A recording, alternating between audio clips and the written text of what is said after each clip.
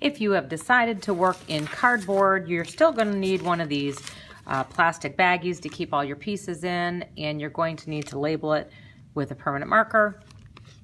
Make sure once you've done that, you put the permanent marker back in the bucket, and you'll get your supplies on my art cart, the gray cart. It's got all of the supplies you need for cardboard if you're going to do a relief sculpture. Relief, again, means it's flat on the back and it sticks out on the front. So you'll be building up on top of this back piece. The first thing you'll do is, of course, create a design, whatever you want your Picasso portrait to look like. You'll go ahead and draw that. You can kind of add your layers in your drawing simply by, you know, creating those shapes behind the other shapes. When I make my shapes, I'm going to make sure that I have the shape of my face as the background shape. And then I'm going to have some of these rectangular and diamond shaped pieces as my second layer. And then, of course, these will go on top of those. So I'll have a third layer as well. Once you design it, you want to go ahead and you want to take that permanent marker again, and you'll be designing it and drawing and cutting your piece out on the cardboard. There's lots of solid pieces of cardboard. I grabbed this one because it already was in a similar shape to mine.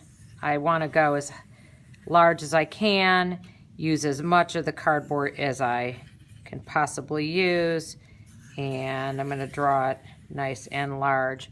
Of course, if it's not exactly the way you want it, just redraw it, because we know sometimes you have to work again and again until you have it the way you want it to look. Once you draw your design, you'll cut this piece out.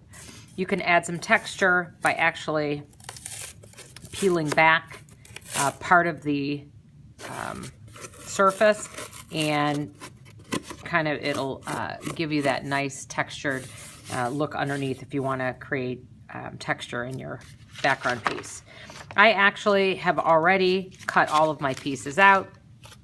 The next thing you want to do, you lay them all out onto a piece of paper, and I've got this is like my mat, and I'm going to lay all my pieces out like this. I've already cut out, I've labeled them what they are, and I would lay them all out so I have them on my mat. And I'm doing it this way so that when I want to put it on the drying rack, I can just lift all these pieces up and put them on the drying rack. Then you want to take what's called gesso, and it's basically a primer. You'll dip your brush into this, and you'll go ahead and you'll paint over the surface of each of these pieces. They will end up looking just white like this, all of your pieces. And this is the first step before you want to paint them with color.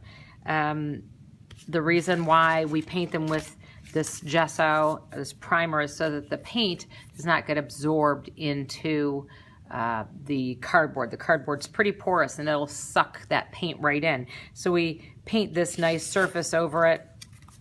Again, you can see I've done a couple of these. And once you have these, you can kind of, again, play around, make sure that you know where you want them to go, how you want it to look. I layered mine up. This is exactly how I had it on my paper there. I think this went this direction.